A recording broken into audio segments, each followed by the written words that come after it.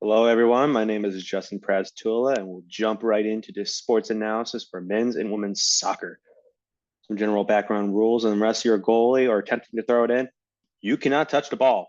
From your fingers to your shoulders is considered a handball. So when the ball crosses the sideline and goes out of bounds, a throw in is taken by a member of the team who did not kick it out.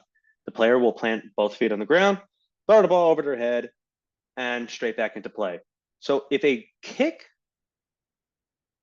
near the goal line, right? If it's near the goalie box, if the offensive team kicks it out, the defensive team will take a goal kick from inside the goal box.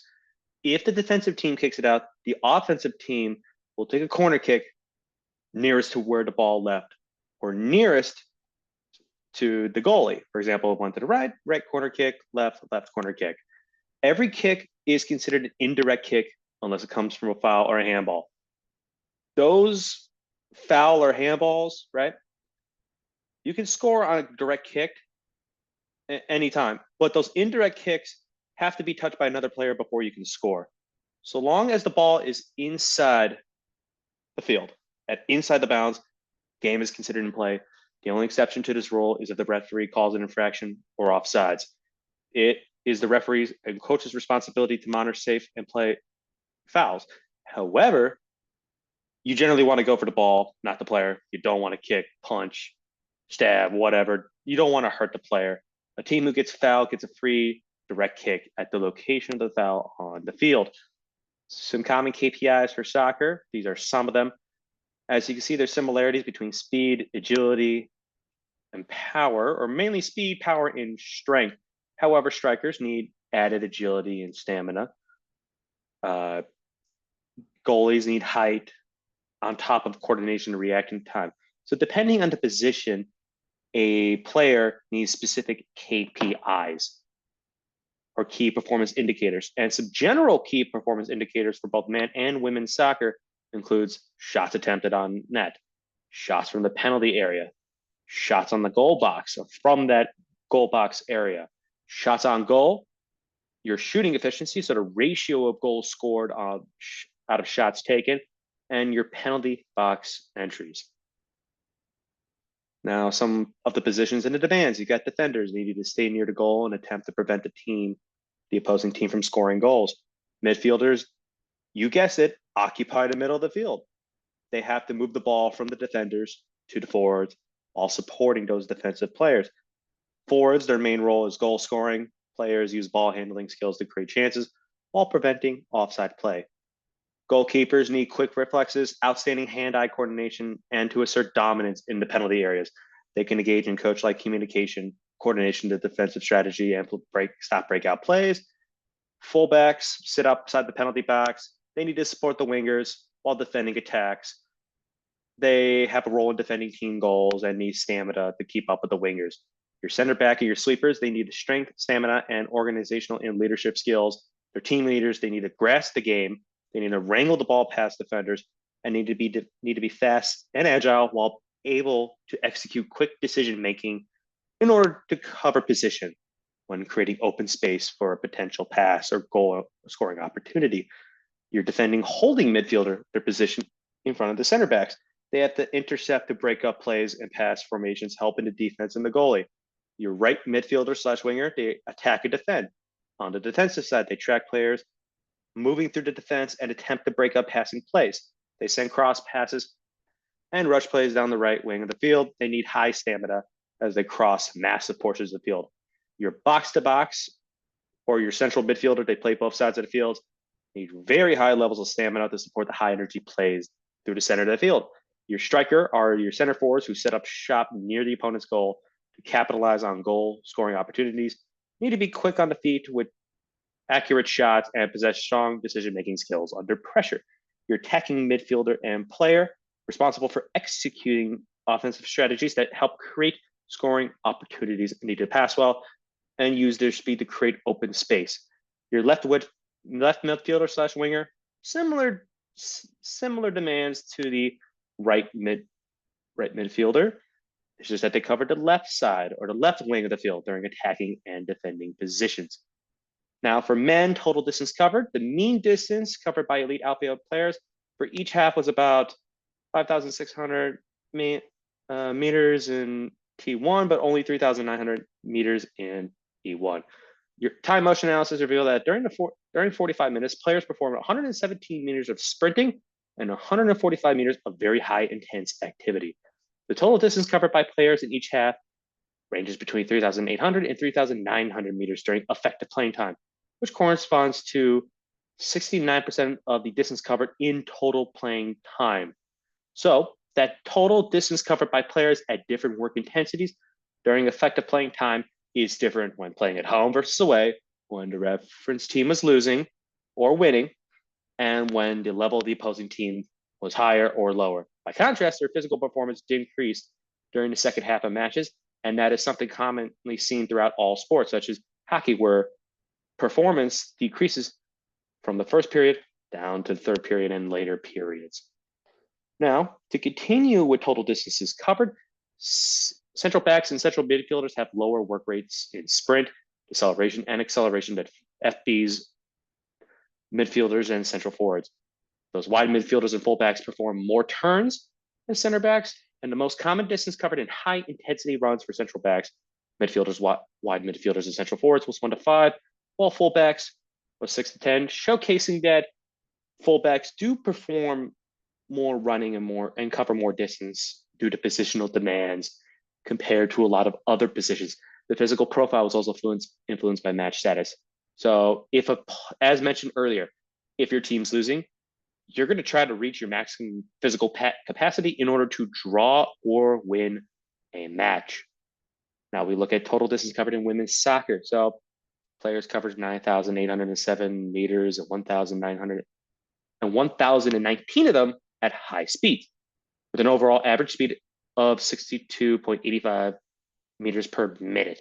So this resulted in a mean heart rate of 74.2% of their heart rate max and energy expenditure of 1,259 kilocalories. Similar to men, significant and meaningful differences in movement kinematics were observed across the position groups. Your CMs will cover the most distance. Your FPs will cover the most distance at high speeds, and your mean heart rate values are higher in CMs, CBs, and FPs. And there's similarities between men and women in that regard. However, to further add on to this point, let's look at some further differences and some similarities. Men and women have matches that are similar average number of events and shots. However, women show a more loyal game compared to men. Now, this could be interpreted as they'll want to stay on the team longer. Maybe they're not bought out. Maybe, for example, like Ronaldo going to a Saudi Arabian team, they might want to stick with one team for their entire career. But that does not necessarily have a metric of performance. What does have a metric of performance is men performing more passes per match with a higher accuracy, indicating higher volume of play and better technical quality compared to women. Men perform longer passes and shoot from a longer distance than women, probably due to physical differences between the genders, such as leg strength, which allows them to shoot farther away. Performance quality in male teams in terms of pass volume, centrality, PR score, for example, is higher than women's. This could be a result to different playing styles. Due to genetic differences, women may play differently compared to men. And to further add on to the point, women's ball recovery time is shorter than men's. And talking about that different playing style, this could either denote a better capability of women to recover the ball or lower capacity to retain it, which means that women may play a more fragmented game compared to men. This aspect is also affected by women through higher number of duels, free kicks, offsides, and others on the ball. Now we look at heart rate. So similarities, average game intensity ranges from 80 to 90% of your heart rate max. Elite football players have lower resting heart rates, but can reach peak heart rates in excess of 190 beats per minute. A mean heart rate recorded during matches is ranging between 165 and 175 in competitive and friendlies. The linear HRVO2 relationship shows that average intensity ranged from 70 to 80% of the VO2 max. Standing still and walking constituted 15 and 40% of movement respectively, and total playing time during a 90-minute match Because the majority of soccer activities are performed at low to moderate intensities, you have these moments where you're generally jogging for most of it, and then these sudden bursts of sprints. It is described as an intermittent aerobic sport with approximately 90% of total energy expenditure provided by aerobic energy sources and pathways. Roughly 15% of soccer actions are performed at high intensity, which is sufficient enough to increase blood lactate concentration to sub-maximal volumes. And we talked about some of those movements a little bit, about standing still, some more movements that are common in soccer for both men and women include short duration sprints, high intensity running, jumps, duels, tackles, directional changes, backwards, walking, standing, you name it. Those are just some of the movements found. Now we can look at some common sport specific tests that can be utilized to improve and understand athleticism for both men and women's soccer. For body fat, you want to lower body fat, and that because that's a sign that you are able to handle longer distance running. Because generally, a heavier set person may not be able to handle the distances covered that men and women soccer players do. Skin fold tests will be good for that. Flexibility, sit and reach tests in order to have full hamstring flexion, contraction release, and any muscles that are involved in kicking, you want to be flexible with that. Your hip flexors, your quads, your hip extensors, your ilioplastus, you name it. Speed, you want to be quick on the draw. You want sprint tests over 40 meters are great indicators of speed. Your 505 or your balsam runs are great for measuring agility and your quickness of the player.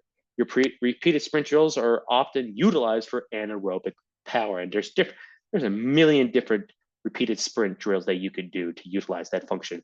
What can be utilized for aerobic fitness is shuttle runs. Now, some special considerations need to be made for goalkeepers. On top of everything just listed, they also need explosive power and coordination to keep in mind. So any type of power drills, explosive ballistic drills, plyometric drills, hand-eye coordination drills, such as where you have the 4 cones, you direct the player to certain cones, that could be utilized for coordination. Goalie tests as well. You want to test for aerobic endurance, flexibility, strength and conditioning, and speed. Some common injuries amongst soccer players are contusions, musculotendinitis strains, ligament injuries to the knees and the ankle, and groin pain. Some less common injuries include facial trauma, mild brain injuries, and heat-related injuries. A total of 2,821 men's soccer injuries were reported during the 2014-15 through the 2018-19 athletic seasons. So that includes 86,859 injuries total. So the sport itself of soccer for men and women is a very demanding sport, and a lot of injuries are a byproduct of that. A lot of preseason injuries happen. There's also thigh injuries and ankle injuries that account for the largest proportions of all injuries reported during certain study periods. Knee, hip, and groin were also common in competitions and practice. Some risk factors include level of play. So the higher risk is prevalent in professionals rather than amateurs, the exercise load, and your standard of training. If your exercise load and your standard of training are not in tune or are not efficient enough to handle the certain stresses that are found within soccer, you are at risk for injuries. Then we have some classifications of injuries. Mild is if the loss of activity days less than a week. Moderate, the rest period ranges between 1 to 4 weeks, and severe if the loss of activity is more than 4 weeks. And some quiz questions for all of you. And I hope you have yourself a great day.